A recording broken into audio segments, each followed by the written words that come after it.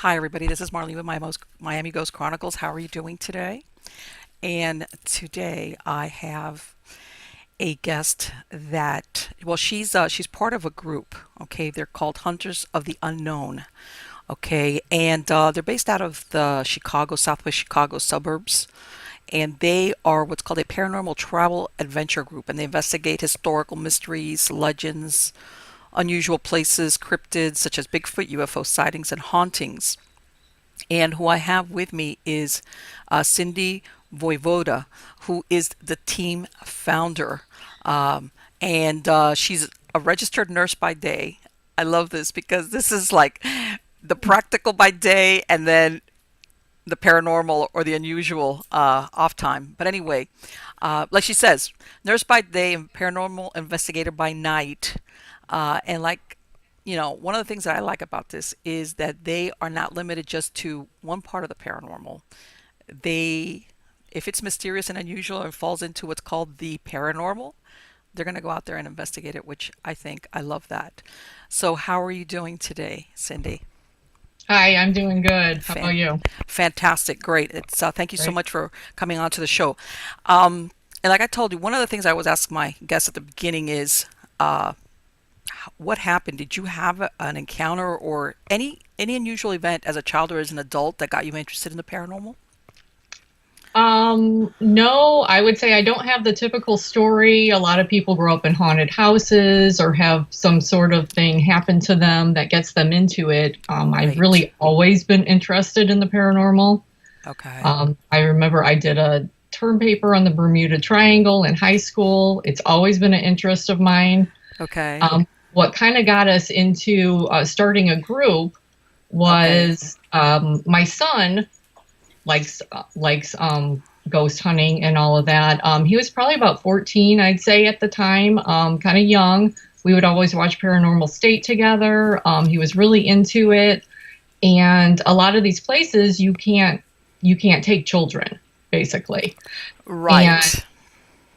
another aspect he was having night terrors when he was Really? young, which which I don't know if you know what a night terror Yes, I is, do know what night terrors is. I haven't experienced it personally, but I but know that it's yeah. it's very scary because it's Mm-hmm. not a nightmare. Yes. When he was young, he would wake up screaming bloody murder at the top of his lungs. Wow. Like somebody was killing him is really what it seemed like. You couldn't wake him up. He was Wow. still sleeping when all of this Mm-hmm. happened. It would go on for a few minutes or whatever, and then he would go back to sleep, and he would not remember any of it. Wow. Somebody told me that he would eventually grow out of it, which thank goodness he did. He did. He doesn't have them Right. any longer. But it's got to And be really as a parent, it's got to be so nerve-wracking. oh, yeah. Oh, yeah. Because the first time it happened, I called an ambulance. I had no idea what was happening. Yeah, I you were thought he's like, having a seizure or something. yeah, of course. It's very traumatic and very Mm-hmm. scary because there's nothing you can do. Nothing. Exactly. You can't wake them up. Nothing. You just kind of got to let it play out. Exactly. That kind of got us to thinking, what is this? And around that time too, I went and interviewed with another group, to Okay. be part of their group. Both me and my husband did, and I think they Okay. were just looking for one person, so they didn't choose us. But Okay. I thought, well, I can do this myself. Exactly. you know That's. why not? I'll just do it myself. And that's kind of when Ghost Hunters was on TV, Mm-hmm. and you could see, people actually do this. And Exactly. and so that's how we started, with me, my husband, and my son, who was young at the time, but he would go on investigations with us. A lot of places would let him come if both his parents were there. Right. And come to today, he's 19 now. He's still part of the group, and our group has expanded to 7 people. That is fantastic. And you know what, personally, I think that must be so neat as a kid. I mean, I'm sure there's kids out going, man, I wish my parents would take up ghost Well, hunting. it's funny. I have twins, so I Oh have a my God. girl Okay. also. My son's totally into it. My daughter wants nothing to do with it. Isn't that So I've funny? got I've got both sides of the coin there. Isn't that my God? That I mean, she's is afraid to tell her friends what we really? do because she's, afraid what they're going to say. It's like, oh, she's either going to have you have cool parents or what? Right. You have crazy parents, one of the two. And you Yes. know what? When you're that age, you get really, really sensitive about stuff like that. Really sensitive Yeah. because you're And we've been thinking, doing this for so long now. It's kind of a part of our lives. yeah. And that's usually what happens. People don't realize that. Um, and I've talked about this on some of the shows, and I'm sure you'll know, when you really get into it, you realize that, yeah, every once in a while you have investigations that are exciting and, in the sense that things happen, but there's other times that you go to some places and it's kind of dull. Mhm. Things sometimes, it's not what you see in all the Yeah. reality shows where you see Yeah. things And happening that's not constantly. why I wanted our group to be different than other groups in that we investigate anything strange, paranormal, and we also throw in the travel and adventure part of it I too. think that's So we do a fantastic. lot of traveling, and my favorite investigations are the ones that it's an adventure to get to the location. Isn't that great? I think that's fantastic So it's because, really fun. well, you know what? And if you think about it, it's almost like, and believe it or not, what they call today nowadays legend tripping, where there's a lot of people that, I mean, they don't belong to a paranormal group, but they plan their vacations around this. And I've always done that, even before our group. Yeah, yeah, I've I done that just didn't myself. realize what it was, I guess. Yeah, exactly. You don't, you did, and I know exactly what you mean, where it's like, well, so we're gonna stay at a hotel. We'll go check out and see if it's got a reputation for being haunted, that kind of deal. Oh, right, right. Or I totally would look for a haunted hotel in the location we're staying, specifically so we can stay there. Yeah. We took a Yes. vacation once to Roswell, New Mexico, so we Oh could my go to God, the how was UFO that? festival there. Oh, it was great. The UFO festival is pretty cool. Yeah, I've heard that. Yeah, I think they even have. I mean, it's because for so many years it was a little bit on the low key side, but it's taken off as far I as think the it town. certainly has. I'd love to go back. It's been a long time since we've been there. Yeah, it's like, now, it's become the, uh, like you said, like the place to go. In other words, like, if you're gonna go, might as well, because it's before. And I hate to say it, but a lot of people don't realize. Once upon a time, when people would say they're gonna go to one of these UFO or you'd kind of would get a look like you're gonna go. Where are you Yeah. going? What are you gonna do? Really? And it's like, yeah, Well, really. they're acceptable now, but depends who you talk to, I guess. Yeah, I know. Now it's more mainstream, and I think a lot of people are coming around to the idea that, it's fun.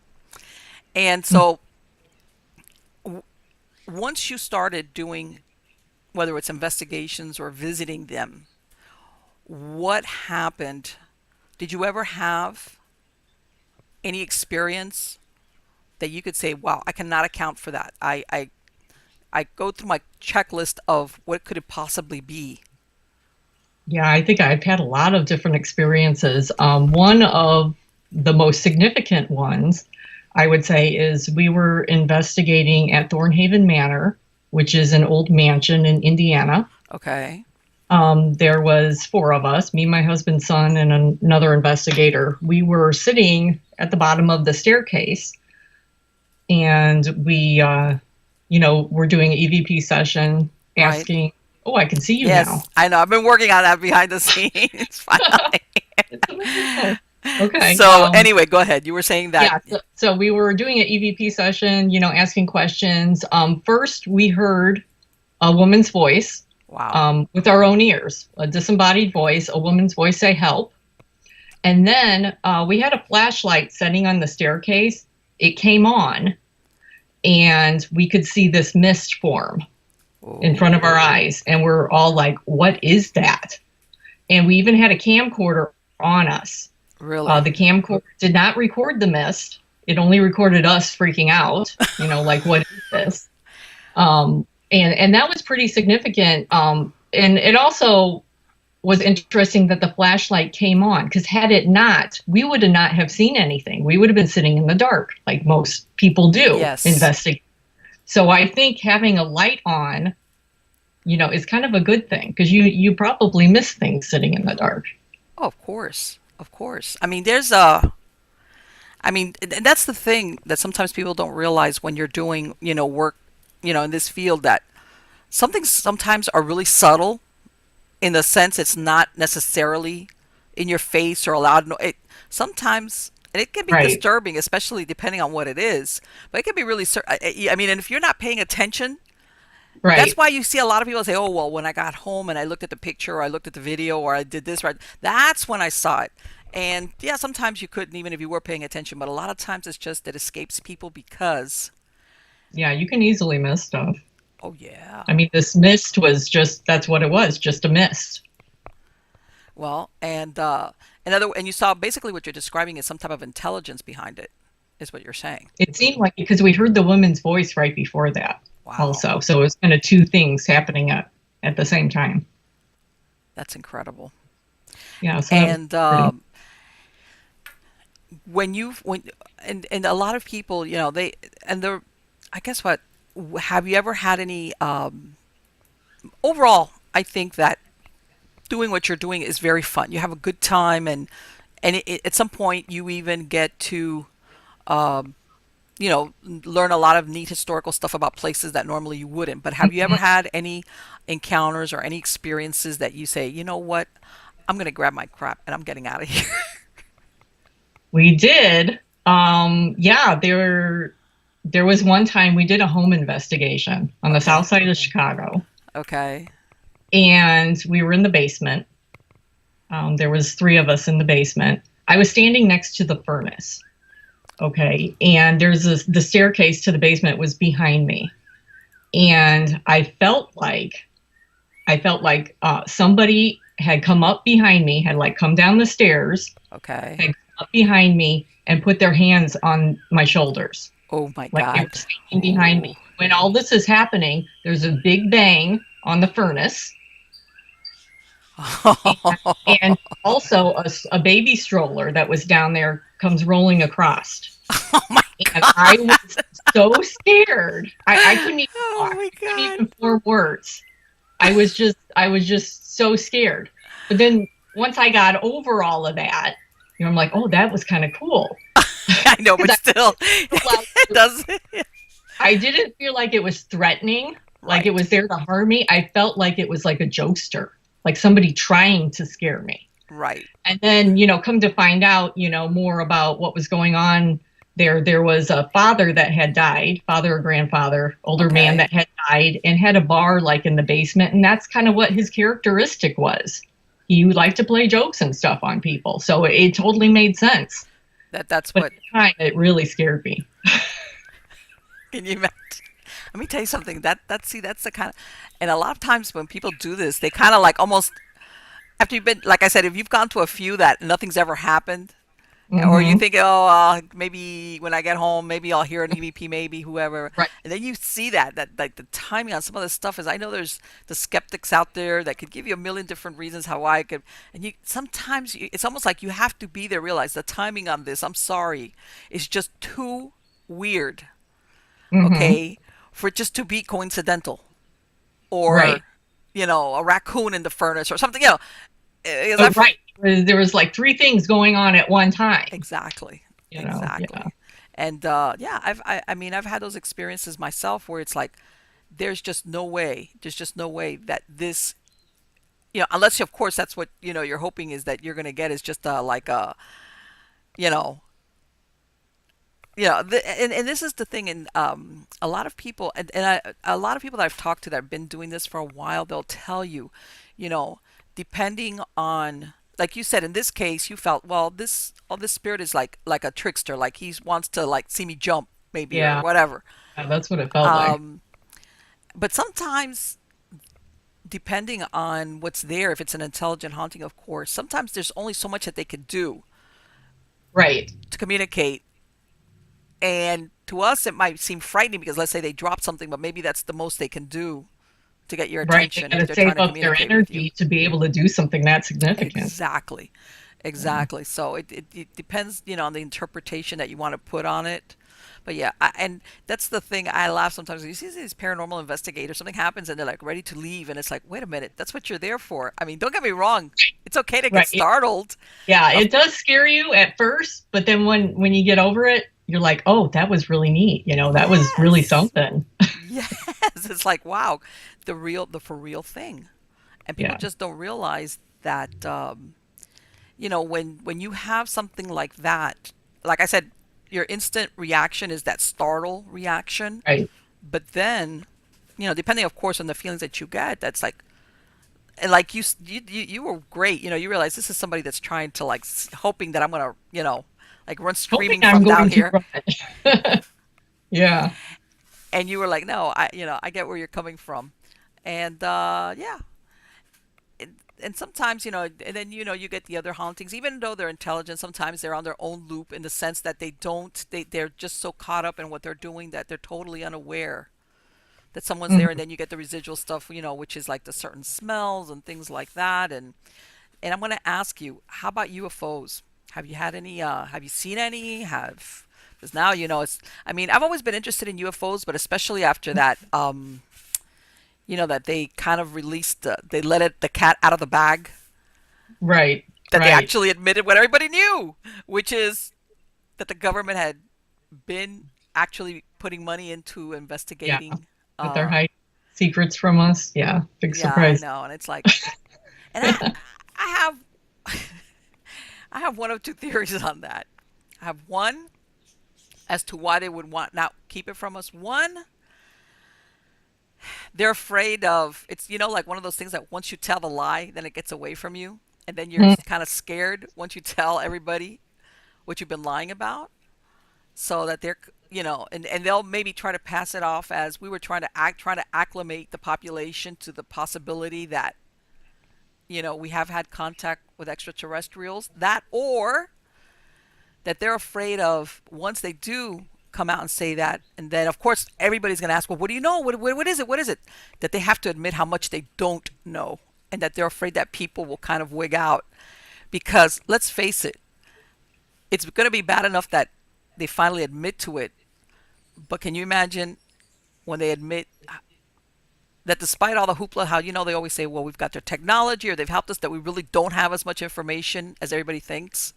So we're kind of almost in that uh, kind of at their mercy kind of thing. And like Stephen Hawking, he said, we got to be careful because usually this usually ends up where the less, how can I say, not the less intelligent, but the less advanced society or cultures always ends up being victimized by the culture or the civilization that's more advanced. So we got to be careful when we do this, meeting of the species or whatever we want to call them. Mhm. So can you imagine if the government ever comes out and says, "Yeah, it's true. We've had, from Roswell or from wherever. Let's not even go into ancient aliens." And everybody, of course, and then they have to admit, "Yeah, but we don't know as much as we want to say we do. We only know, we only have sightings of aircrafts, of all these ones that the like they were showing that pilot. Mhm. Um, we only have X amount of proof that we know it, or maybe some, but there's a lot more that we don't know. In other words, that we don't have really a good idea or grasp of what their capabilities are or what their intentions are towards the humans. And I'm telling you, I think that would worry people a lot more than just besides knowing that they exist. So I don't know. I don't know which way this is going to go. And then there's another school which thinks that there's the government, and I'm gonna all the governments, but let's say I'm gonna say the United States worldwide, but they say we know a lot more than we've ever admitted to. In other words, that we've had like what they call the encounters of the fourth kind, which is not just a sighting. We've actually had the meeting, like the Mhm. I don't know. What do you think? Yeah. I've got a couple. I have seen a UFO, Oh my God, let's hear this. What which happened? is pretty cool because this happened recently. You So this did. is kind of the first time that I've actually talked about it. Okay. And our oh, Don't worry sorry, about it. making Let a me tell you text. something. My phone is a Wookiee going Okay, off, and that's gone off at great. other times, so don't worry about it. And also, our the best adventure we've ever been on Okay. was we went out by Area 51. So Oh, two different stories there. Yeah, so that was really fun too. okay. The UFO I saw, and this is interesting too because it was me and my husband together, and we saw two completely different things. Really? I which is very strange. So we were on Mackinac Island, which is in the Upper Peninsula. Is it? I don't know. It's in Michigan. Right. It's an island in Lake Huron. We were there for like a paranormal event, actually, and there was Okay. a meteor shower that night. So we went outside. It was like midnight. In the middle of the night, we went outside to, watch for meteors. Mm-hmm. This meteor shower. And so, we're looking at the sky, and my husband was watching me. He's like, "Do you see that?" And I'm like, "Yeah." And he said he had been watching it for a while. And what I saw was it wasn't like a silver disc ship or anything like that. It was more like organic. It was almost like this orangish. It wasn't like a thing. It's very hard to describe, I guess. I'm gonna interrupt you really quick, and I'm gonna ask you because I belong to MUFON, and I also belong to a local group down here in Miami that every once in a while we'll have MUFON come in and do presentations. But one Uh-huh. time I had this lady. She described it. The way she told me. She says that she goes, "I know exactly like what you just said. Sounds really weird, but it looked like a jellyfish almost. It looked like not hard. You know how you always think Right, of an aircraft as having sharp or rounded edges, but right, very identifiable. Is that right. something like what you're It, describing? it is because it wasn't a ship. It Wow. almost like it was itself. It was like an organic living thing in itself, is what it seemed Wow. like to me. And it was like orangish. You could see, and it was huge. I mean, I'm talking huge. And it went from one end of the sky all the way to the other. Oh my. And what my husband thought he saw was more like a pterodactyl, like Isn't a that thunderbird. He's like, wow? he thought it was more like a thunderbird. That's incredible. And I'm like, it's like we kind of saw two different things, but it was definitely we couldn't identify it. Okay. And it's And like I yeah, knew enough that you're like looking at it and going, okay. And I it, know. it was a really neat experience. The Northern Lights are up there Uh huh. also. It Okay. was in the middle of the sky, so I know for sure that's not what it was Right. Yes, because it because you're went always from going to one have end those that all are the way going to to the say it's other. yeah. Yeah, I know exactly where that you're going to have the ones that are going, "Oh, you sure that it wasn't, some type of in other words that it was nature." It's like doesn't always have to be Right. nature. No, I couldn't have been the Northern Lights because it was literally in the middle of the sky. Wow. And yeah, it was huge. It was very that was a very neat And you experience. said you had two experiences But or the other one was more of our investigation out by okay. Area 51. Okay, and what Um, happened with that? I don't think many people do. That was more like the adventure itself. Area 51's in the middle of the desert in Yes. Nevada. Yes. In order to see the base, there is one last place you can see the base. Oh my goodness. I don't, and I have it on vibrate, but yet No, I it know. goes to the computer.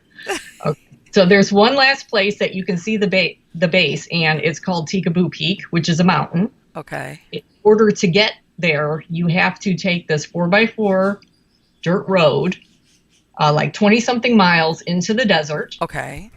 And there's not exactly directions to get there. So, you're Wow. kind of winging it. And You this is don't at really know night? where you're going. No, Oh, okay. no, I would not go out there at night Okay. at all because you would totally get lost for one thing. That's Very what I was easy. about to say. I was gonna go, man, if you went out there at night, you're brave. I mean, really brave. But yeah, so you take this 4x4 road, 20 something miles into the desert to the base of the mountain. And then you have to hike up the mountain to the top Oh in crap. order to see the base, which is in a valley, which is surrounded by mountains. And it was the hardest thing that we've ever done. I It's like, mean, we're not the greatest in shape either. So but you were that was thinking, I better see something once I get up here. I know I what you mean, mean. I know. the elevation alone, Yes, that's right. I hadn't thought was of just that. kicking our butt because we're so out of breath because we're from Chicago. We're Uh-huh. not used to, these mountains.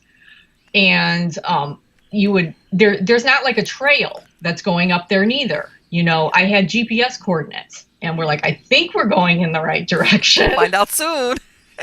And you had to hike up the mountain. Was the whole side of it was like this loose shale.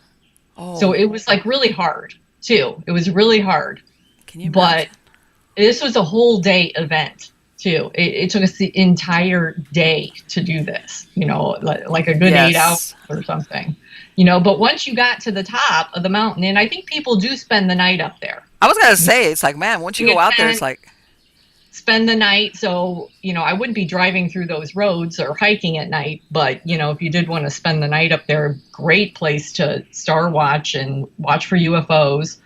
You can see a runway, you can see the roads going through the middle of the valley. wow. It's still You're still, kind of, I think you're still 20 something miles from the base at that Okay. point. Yeah. But still, I guess what, because from its vantage point is why you're able to see what you can see. Right, because you're on top of the mountain. Yeah, and it's very, very difficult to get to, and Yeah. so most likely you're not going to run into anybody out there. Right. It's like, Yeah, but you can see going there, on top of other mountains like these. Probably they're probably listening to you, or I the bet. people at Area 50, or they know you're there. I'm sure they do. Exactly. I'm I'm sure. sure they're monitoring that entire area, and they probably figured we were harmless enough, I It's guess. like, oh, yes. Yeah. Okay. All right. Yeah. Okay. I hope they don't bust their ass. I'm sorry. It's like, Or right, you're hoping you don't run into any of those camo dudes or anything. but yeah, it's, I love that kind of thing because you made a good point. Not everybody does decide to do that, especially if they go out to Area 51 despite taking the trip out there. Once you tell them, yeah, you want a good vantage, you got to go up that little mountain. It's like, what? Right. It's pretty dangerous. You're in the middle of nowhere. Literally, nobody's going to find you if something happens to you, probably for a Let me tell long you something. time. One time I was interviewing this gentleman who had been a border patrol agent out in the mountains in Southern California called the Otay Mountains, but they would patrol at night. And he was telling me how dangerous it is because a lot of times because of their work, they have to go out there like with no lights on. Mm, And they've had even with their experience and the kind of equipment and vehicles that they have, they've had a couple of them go off the sides oh, of the sure. roads because it's at night. And Hmm. if you just go, your tire goes off a little bit off the edge, especially if you've gone up there in a vehicle, that's it. You're Right. you're gone. So yeah, Yeah. going up all those besides the thin air is if you're trekking up, it can be very but like, in a way it's like what do you say? Let me check this off my bucket list. So It I kind of did was it. because we had actually been out there. That was the third time we had gone to try to do this. The Really? first time we went was in like August. It was 120 degrees out or I was gonna say something. it must have been really We hot. were dying. We were like literally dying, and we didn't know where we're going. You're kind of just in the dark, don't know where you're going. So we turned around, came back. We went back another time, which was in April. I thought Okay. April would be okay because we're going for it's not going to be 100 degrees out. Right. Okay. And we get, close to the base of the mountain, it starts snowing. And I was like, really? And then come to find out, we went into Rachel, Nevada, Okay. as the little alien in there. And they have a restaurant and hotel kind of there too, motel, I guess. The guy said there's snow on top of the mountain. You guys never would have made it. So I'm like, Okay. okay. So yeah, Didn't there you know go. that. So this was the third time we went. We went, I think, at the beginning of June. I figured no snow. It may be hot. It wasn't. The weather was good for us. And I was determined we're going to make it this time. This is the third time.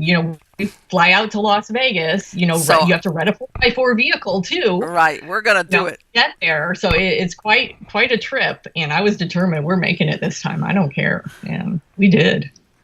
And was it worth it then? It was worth it. Yeah, Yeah, see, that's the was. thing. It was one of those bucket list adventures that, yeah. And and to give you credit, a lot of people after the first time that it didn't work out, like you said, you went out there, oops, wrong time of year. They say, forget it, or that like, but no, you stuck to your guns and you went out there. Yeah, That's great. third time was a charm.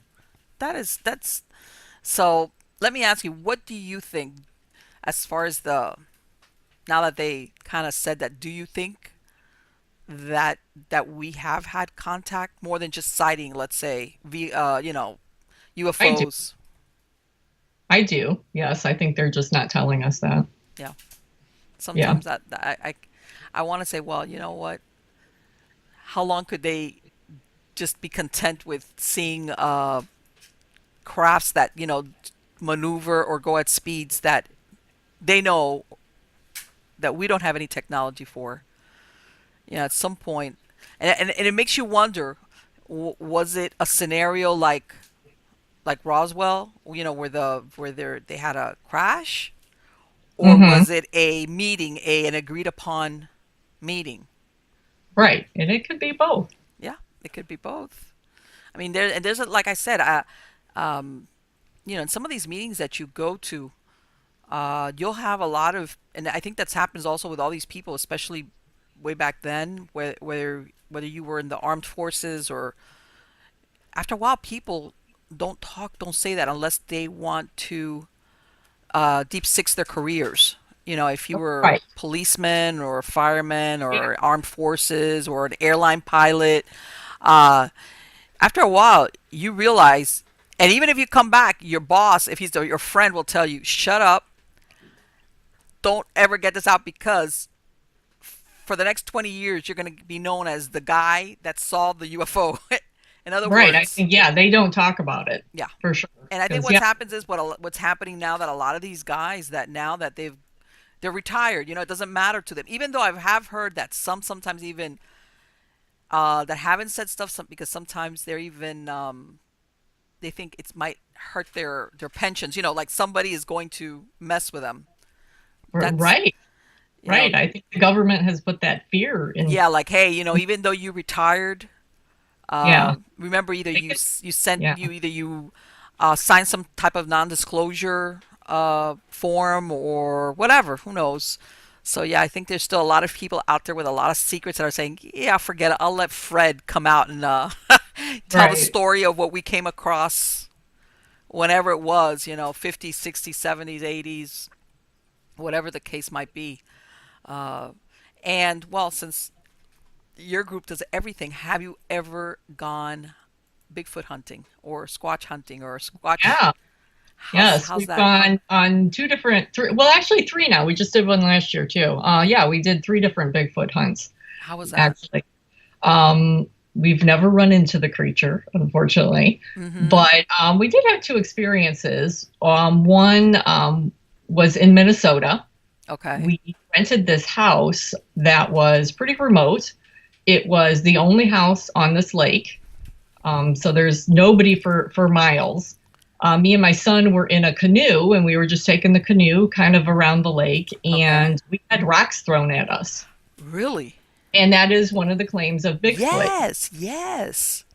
Throws rocks. And I mean, you're in the middle of nowhere. There's literally nobody there, and it's all private property too. And that was very strange. I mean, can't say it was Bigfoot, but maybe. You know what? And that's over here in Florida. We've got the skunk ape, Hmm. and I was thinking, I went even though he's been seen like up in Central Florida. I live very close to the Everglades, so I contacted this group that supposed well they have airboats and things like they're out there in the Everglades, but they have this thing that they do skunk ape headquarters, and I contacted them because I was like, hey, what stories do you got, and would you be willing to take us out just to see what if we find what we can find, Well, and it ended up being more like a tourist trap. So I haven't really run across any group down here anyway that's really hmm. serious about it. Um, because I know some of the people have cited it. It's been like coincidental. They're going and they'll see something out. They're on a road. Let's say they're driving and then they'll see something off, or Hmm. maybe perhaps a hunter sometimes. But unfortunately, down in this area, we don't have anybody that Oh looks for yeah. them on an ongoing basis just to see what they run across. Yeah, Yeah. but yeah, up there, you're close by, like you said, Minnesota, and Minnesota, Canada's not that far. yes, You know, yeah, those are kind of big areas that they're for there, that they are, that you could say, okay, these, right. yeah, they're Yeah. they. Another time, me and my husband were in Michigan in the Upper Peninsula at Craig's Lake, which is a really remote lake that Okay, you can hike around. You probably will be the only people there, you know, okay. because it's very remote. We're hiking around the lake, and we heard a Bigfoot howl, Oh, and it was so scary. It just the it was so loud, and just the sound of it, it was just you knew it came from like a humongous creature. right. This is not You yeah, just, not a loon.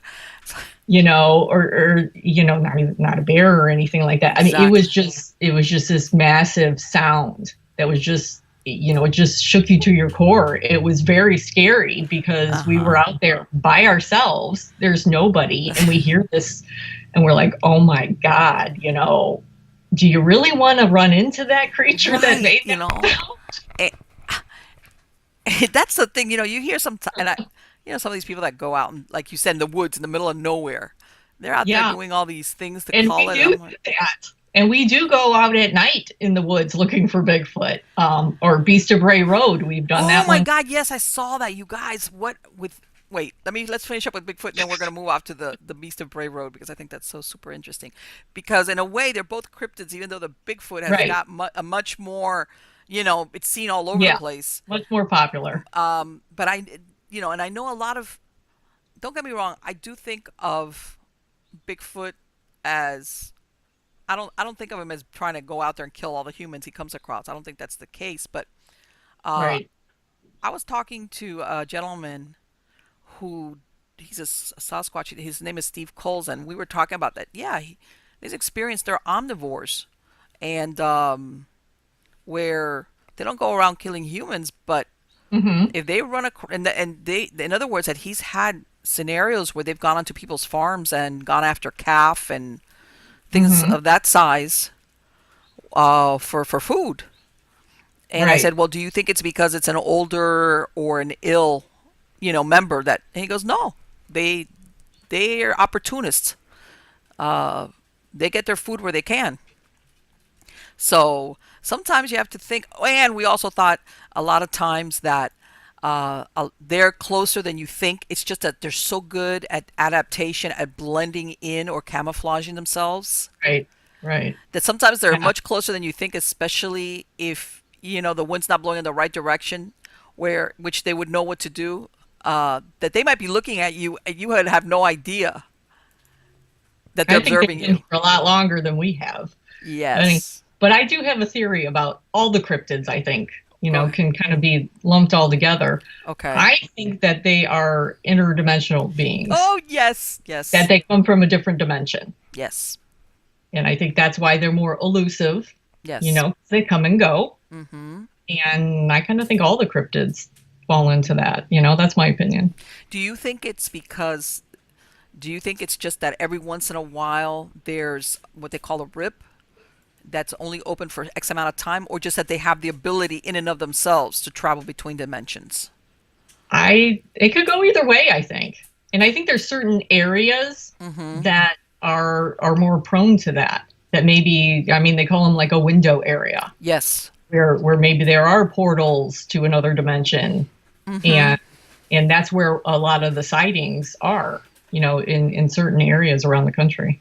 Well, I think it also it's how some especially maybe 100 years back or less, when we didn't have as much advancement with photography, where you would have sections of certain parts of the country or a town or a city where they would go through all these months of sighting this really weird creature, and then it would disappear. Right. And of Right. course, Maybe that door shut. right, exactly. Yeah. And then that was it. It would be maybe 2, 3, 4 months, maybe a year the most, and then that's it. Right. Yeah, Okay. like Mothman. Mothman was there for a certain period of time, and then he was like gone. Exactly. And even though they say that he's been seen at other that, and I've always thought the same thing about Mothman, because there's, when you get into that Mothman thing, it's more to it than just citing it as, how supposedly if you cite it, it's a portender that something horrible is going to happen. But a lot of people that you talk to that have had sightings, there's almost like a psychic paranormal thing going on, how Yeah, it it's affects you. way more than just a cryptid. Cryptid, I think. Yeah, Yes, yes, yeah. with Mothman And there's now. all these Mothman sightings in Chicago now. Yes, I You know, saw that. I've I heard that. saw that Yeah, in the newspaper. I think it was yeah. the That's the Chicago Tribune. big thing around here is the Mothman sightings. But Yeah. I And don't if you know. go Kind of by, what I think about that is I know people have said they think they're a hoax, or oh, something bad's going to happen because Mothman's being sighted here. right. I almost think it's more of a misidentification.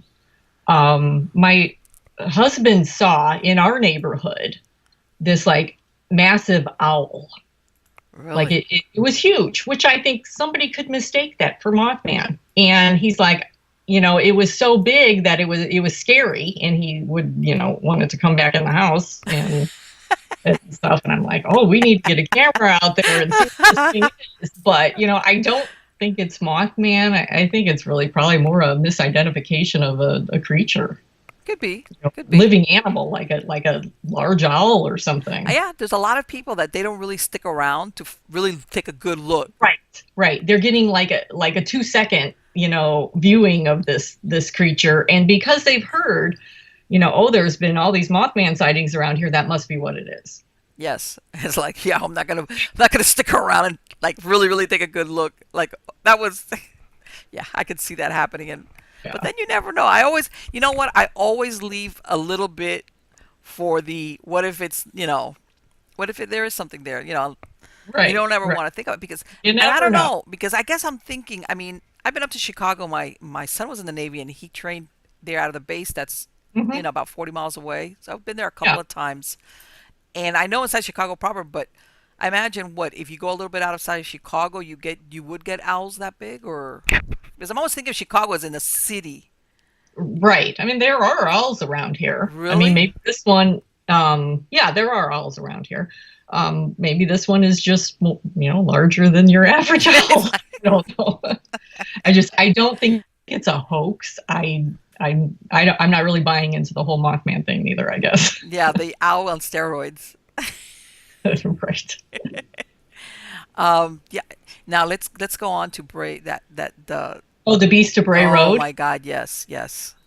Yeah, that's an interesting What happened? story. You actually went out to the location? We did.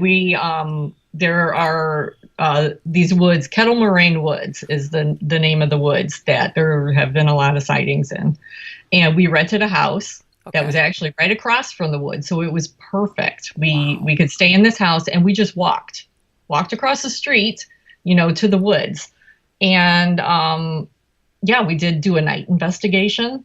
We Okay. did out in the woods at night, which it's a little creepy, a little scary. We really didn't find anything at all on the Beast of Bray Road, but we do have something coming up next month. Okay. Hopefully, the weather holds because it is February in this area. It could be bad. Uh, But there's somebody who contacted us from that area who's a local, okay. and said that they've seen the creature, and they go out looking for them in the woods. And so we're going to go up there next month, and we're going to Okay. interview this person, and they're going to take us to their hot spots where they've had Wow. See, sightings and that's the stuff. ticket right there. You've got a local, and that's really what it's all about. Yeah, so that'll be pretty interesting, and it'll be in the middle of winter, which is Yes. different. We've never done a hunt like that in the winter, but tracks would be good if there's Yeah. snow on the Of ground. course. Absolutely. There's not leaves on the trees, so you can see in the woods pretty well. So When was I, the last sighting, official sighting of somebody saying that they saw it? I mean, I'm not for sure when, but I do think they still have sightings once in a Yeah. while to this And day. I spoke to a gentleman. His name is Jim Smith. He's out of Alabama, and he's had the Bigfoot Society since like the 70s. He's been doing it for a really long time, and he was telling me, that at some point, every time that they've got people that are going down the road in their automobile and they see something weird, and in that stretch of road, I guess that's known for Bigfoot, they bring him over to his house, Oh, and he says that he's had people. He says, "Look, I can't, I wasn't there, but they're so scared." He says that some of them will even tell him, "Sir, please, do you mind if we stay here until it's daylight, because we don't want to drive back in the dark." yeah, And I'm thinking the cops are like thinking, "Well, what do you want us to do?" And he says, and he tells me, he says, I don't know what they saw, but whatever it is that they think they saw, and he says it's been more than one person. They're yeah. scared. They're really, really, truly I scared of I what they could saw. totally imagine that. After just hearing that Bigfoot howl Mm-hmm. and just imagining the creature that was behind that Exactly. noise, I that would be very terrifying, I think. Right. And you said you were in a canoe on a lake, right? When you heard. That was when the rocks were thrown Oh, at I'm us. sorry. When the rocks were. The Well, other one, though, we were hiking.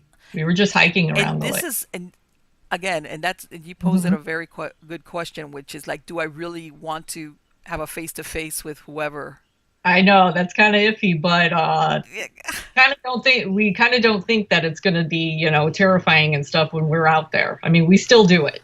Oh, of We course, of course. we It's like we'll I still said, do it. I don't think there's anybody that ever does any type of investigation of anything that you go through that fear point, especially when you're like, okay, there's something coming up, or I'm hearing something, and then you like, oh, you stop yourself and you say, okay, but that's what I'm here for, and you push on Right, through because right.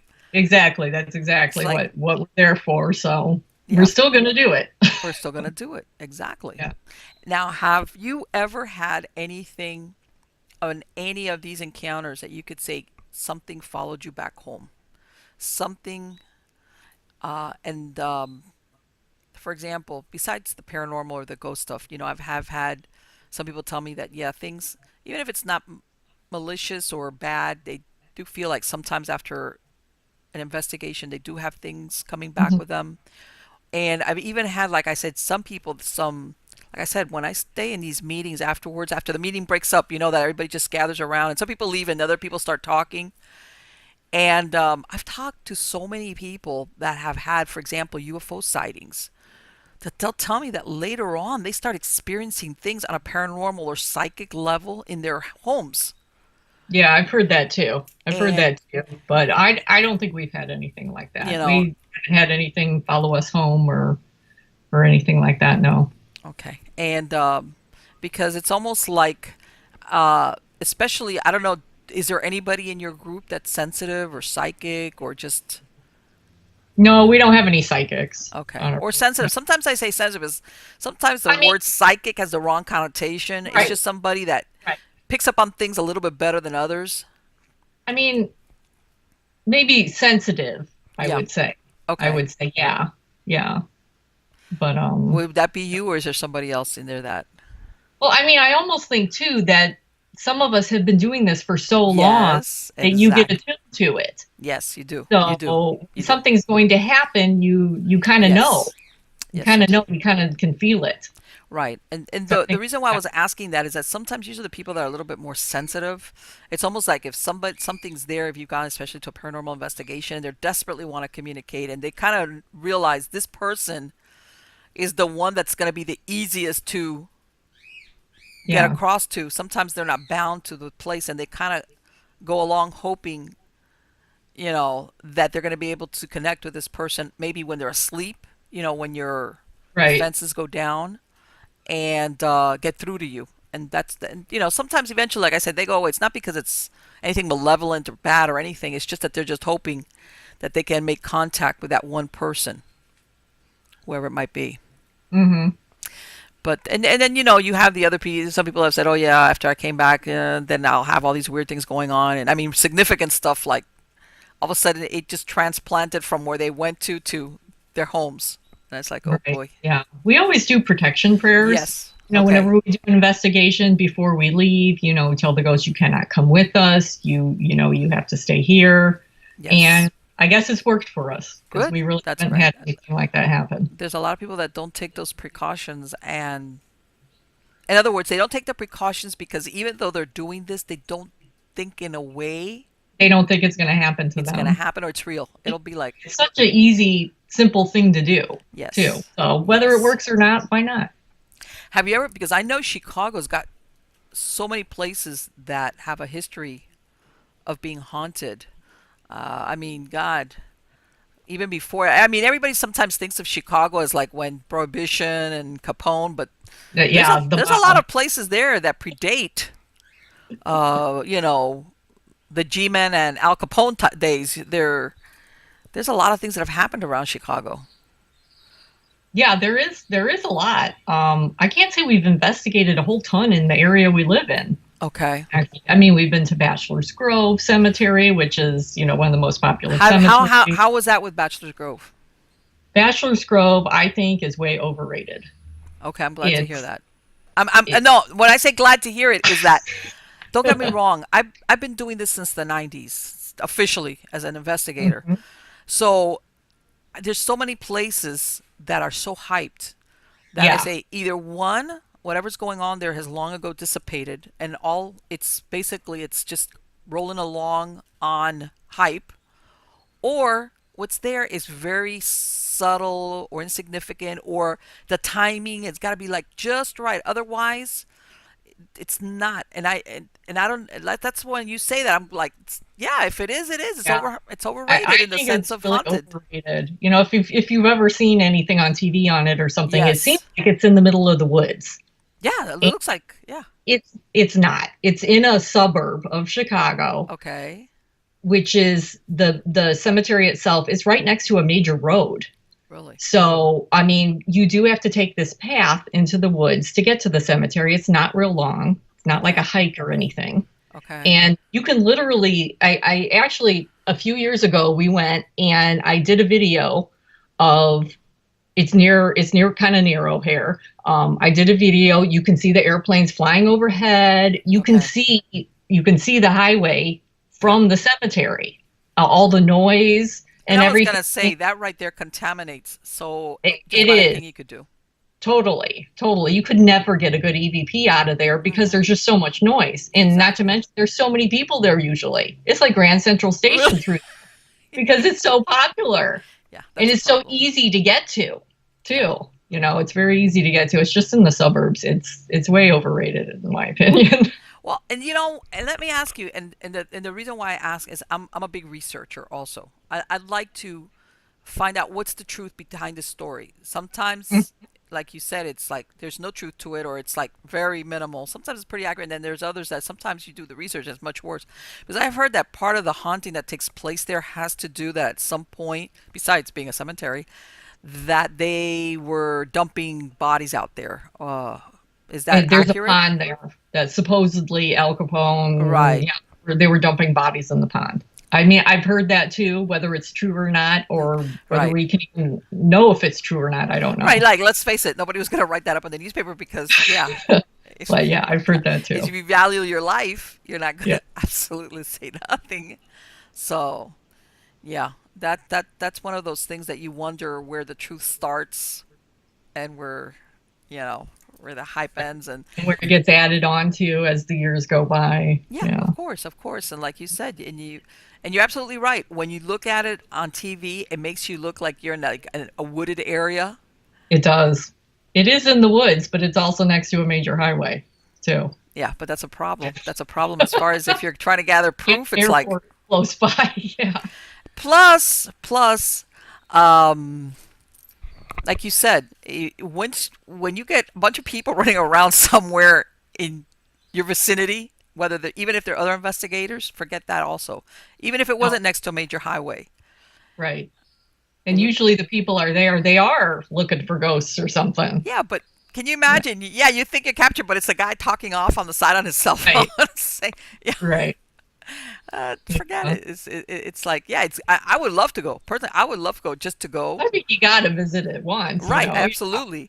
But no, when I was there, I didn't have the time, and I took like the one that takes you by Whole House, the one on Oh the yeah, one of Demon those Child. It tours. was like, that was like I did the tourist thing. I've been on that one before too. Yeah, and also what that as a matter of fact, it was it wasn't even a walking tour. It was one of those where basically you got on and off a bus because the Mhm. distances were so long, Right. uh, And where was it? The other building, the one that oh my God, it escapes me now. The one that Candyman, the projects. Oh my God, ooh, it'll come to me. But anyway, yeah, and of course, again, that one with Whole House. I'm not saying it's not haunted, but I don't think it's by what they think it Mm, is. The demon yeah, child that that's not too exciting to me, I don't think. no, it's like now let me. And I know that you're a nurse. Have you ever had any experiences while you're at work? Not really, not really, but I can say that I find interesting. I'm a home health nurse, Okay. so which does we do some hospice work too. Right. So I Exactly. mean, a lot of my patients end up passing because they're Mm-hmm. older. I can always tell when it's going to be their time to go because they always usually start talking about people that have passed. Like my sister came and visited me, Okay. and the sister's been dead for 5 years or whatever. All right. Yep. Or yeah, so a lot of them they'll start talking about that these relatives that are dead have come to visit them, and they'll usually be gone shortly after that. And you know what? You have a very precise insight on that Hmm. because, like you said, these are different people. You it sounds like you might have been visiting them before, and then all of a sudden they start. And then in other Right. words, this is the common denominator that you see. Like you said, they're referring to people that are dead. Right. And I think those people come back to help them Sure. transition Exactly. is what I think. Yeah, right. A lot of my patients I see for a long time, sometimes years. Okay. So I really do get to know them, Mm-hmm. and then yeah, at the end, you Right. When all know, of a sudden their conversation starts changing and they're talking about what they normally wouldn't be talking about or referring to things, you're like, okay. And then, and like you said, maybe at some point you even know enough about them or their family that you know who are the relatives that are right. deceased, a And husband when or a wife or whatever, another and family when they member. say they're ready to go too, Yeah. they say they're ready. Yes. I think that will to live has a lot to do with it. Oh, yes. The Yes. the minute you give that up, it's your time to go. Well, and I think also sometimes, I think, and I've spoken about this on other shows, some people, depending on their upbringing or their religious beliefs, they're ready to go, but sometimes they get scared of that judgment or, and almost Right. like that, the ones, especially when you have the living tell them it's okay, like you're going to be okay, because sometimes they're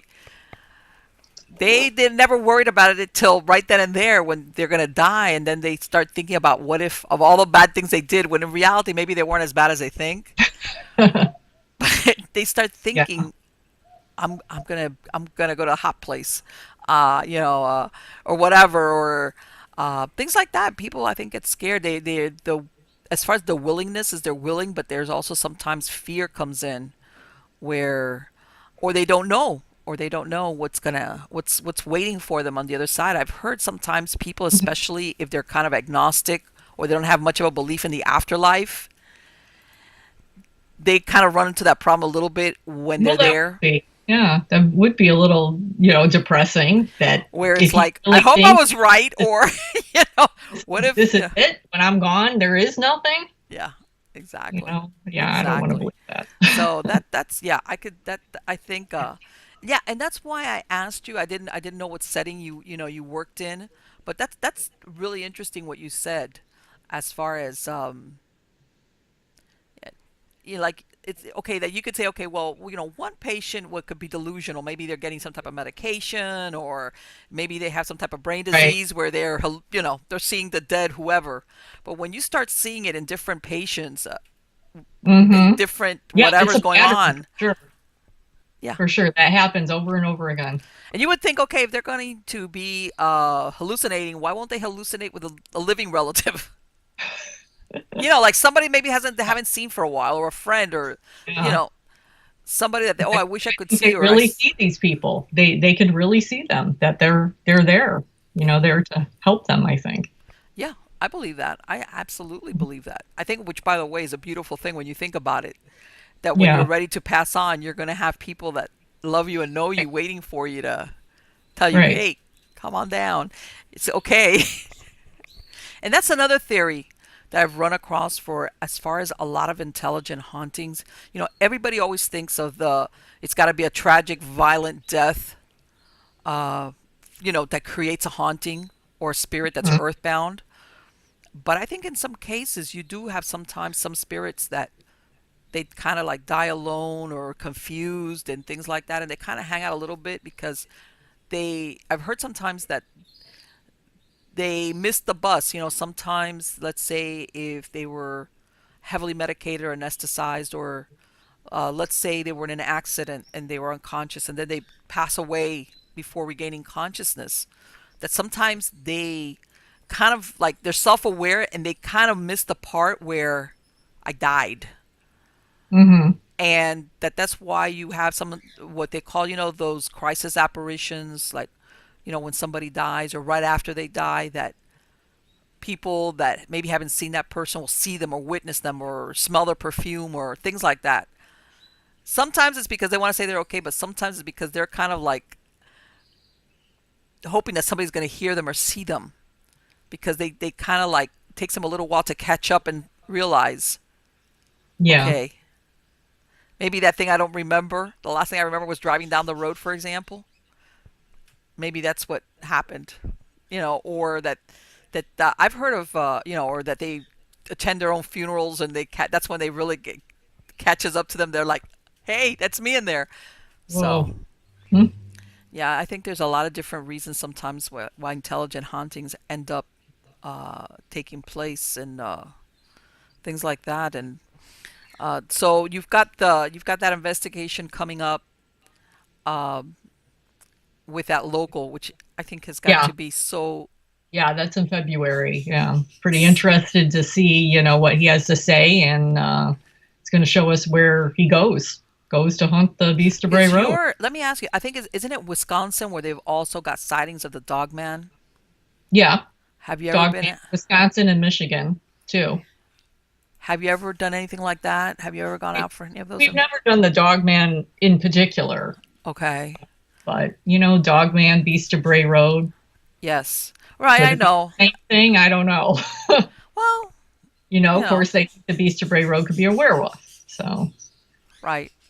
Like yeah. down here, in the South, well, down in Louisiana, they have what they call the Loup Garou, and Oh, yeah. they have the Lizard Man in South Carolina, and all these different cryptids. And Right. yeah, that one sighting I was reading about, that the one in the Lizard Man that happened in South Carolina that was really close to a swamp. I was reading about the kid that saw it, and I was thinking, this sounds like this kid really had an experience. I mean, I don't see how you could mistake what he described as a bear or any other type of animal. Right. Lizard Man. Yeah. I It's don't know what like, he's gonna alligator on its hind legs. I don't yeah, I was know, like, this which is I like, don't think happens. So, yeah. And because yeah. if you read what he said, what he even went to the police with, I'd be like, no, this is I don't see how anybody could say, besides saying okay he's lying, which Yeah, there was a mistake lot it. of detail. It was like there's very difficult to think that he could mistake this for anything else but what Right. he's saying, a big man-sized lizard that tried to claw through the roof of his car. Yeah, that's a little scary. Yeah, I know. And I don't know if you remember, but when the eclipse was coming around, they were telling everybody to keep an eye out for Lizard Man in South Carolina. They were, weren't they? Yeah, we actually went as a group down to Hopkinsville, Kentucky to watch the eclipse. Really?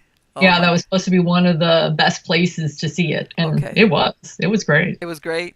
Yeah, it Yeah, it was like was. I know that some of these places they were sold out like way before, because there was, Yeah. and I think that Uh, no, I stayed put down here in South Florida. It was like because I mean that what I would think would be, it's like a once in a lifetime thing sometimes, depending on how frequently that happens. But according to everybody, the doomsday, the earth was going to end. You were going to see Lizard Man. It was Nostradamus predicted it. What else? Oh, a bunch of yeah. stuff was going to. Yeah. But It anyway, was just it was. just a big party, I guess.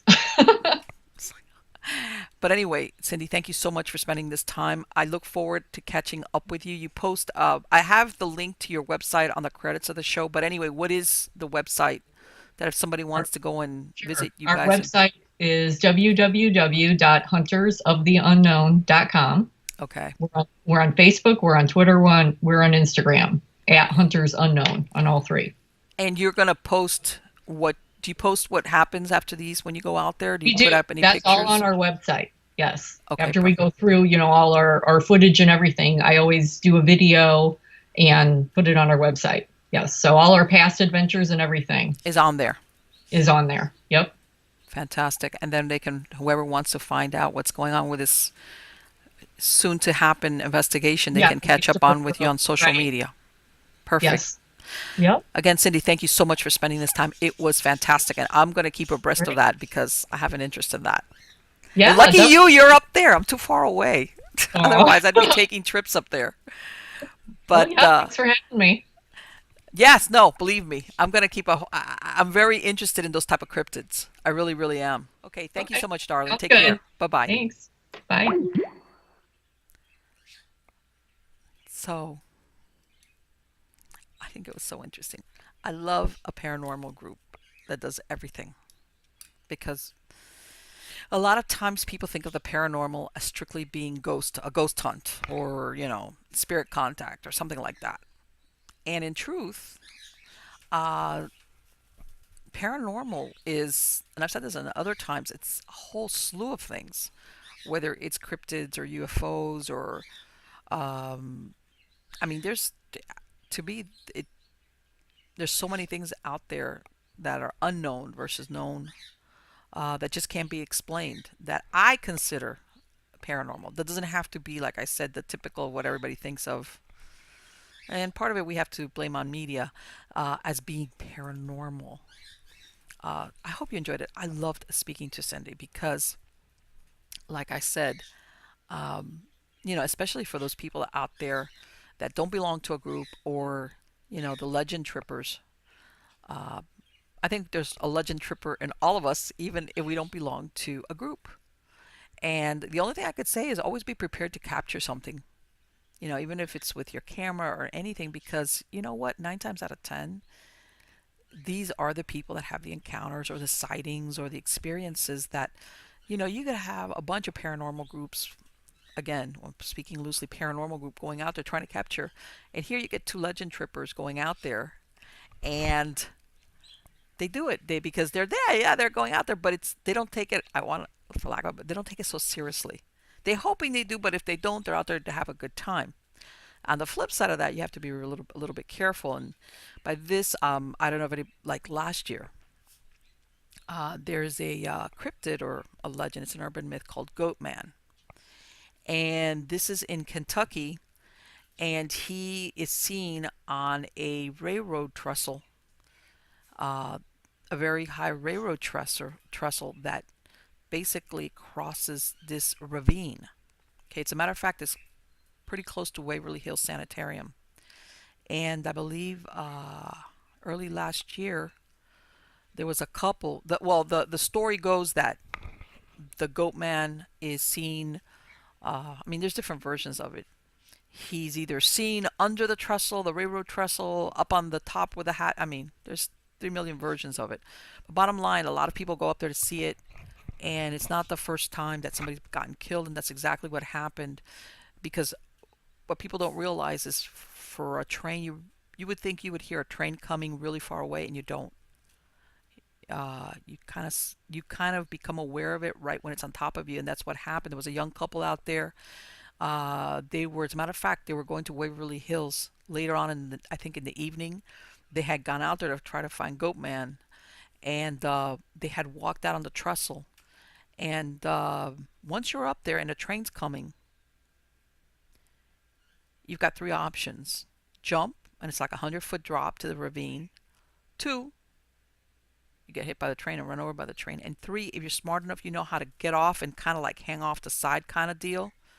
But you got to be really nimble and on your to do that. And unfortunately, the young lady, she fell. The guy that was with her, he was okay, but she got killed. And I mean, that's the downside of being a legend tripper. And by this, I mean that you got to be aware of where you're at. Um, it's all great to have a good time and hope you have an experience, but you got to be aware of your surroundings and where you're going. And she was saying, even when you go to some remote places, You got to be aware where you're going. And I've said my other shows, I have a personal weapon I carry with me at all times when I go to some of these places, especially if they're remote. I hope I never have to use it, but I'm always aware that I might run into somebody and it won't be the cryptid I'm looking for or ghost. So yeah, for those legend trippers out there, personal safety, self-preservation has always got to be number one on your list. And that thought about nothing's ever going to happen to us. It always happens to the other person. No, by this I don't mean to be paranoid, but personal safety always number one. Even if you're a paranormal investigator, always number one. And I even say that I see a lot of people, sometimes even these urban explorers. I've been doing some urban exploring lately. You got to be really careful when you go into some of these places, either safety of the structure or safety of who you're going to run into when you go in there. And you'd be surprised sometimes who you find in these some of these abandoned locations. Okay, especially it's almost like the flip side, like you're glad that you don't have a bunch of police trying to kick you out. But the flip side of that is that if that location is known for not having cops either looking at or inspecting it or riding around, guess what? The people that don't want to deal with police, usually that's the place they go to. The word gets out, so you got to be real careful with that. So anyway, guys, I hope you loved the show. I liked it, and I like I said, interviewing Cyndi. I think her story of how she got involved in this is neat. And subscribe to my channel. Hit the like button if you're viewing us on YouTube. Please subscribe to me if you're listening to the podcast on any of the platforms like Spreaker, iTunes, iHeartRadio, podcast. We're all over the place. Just subscribe to us so that you will get notified every time that we release a show. Also, catch me on Facebook and on Twitter. That's where I live stream the most often. And a lot of times also, I'll give you a heads up about what are the new shows or the new guests that I'm interviewing. So I'm hoping that you guys also like and follow me on Twitter, on Instagram, across the board. If you look behind me now, you will see all the places that we're at that you can find Miami Ghost Chronicles, Stories of the Supernatural at. So guys, again, my true believers, don't forget, send me your story. Go to MiamiGhostChronicles.com, look for the tab that says Submit a Story. Okay, submit a story. And you can either send it in writing, you can video yourself, and if not, we'll get a hold of you. We'll just send me a little description of what your story's about, and I will find a way of either interviewing you on Skype or on the phone, whatever. We'll work it out. So again, guys, thank you so much for being part of my audience. Take care.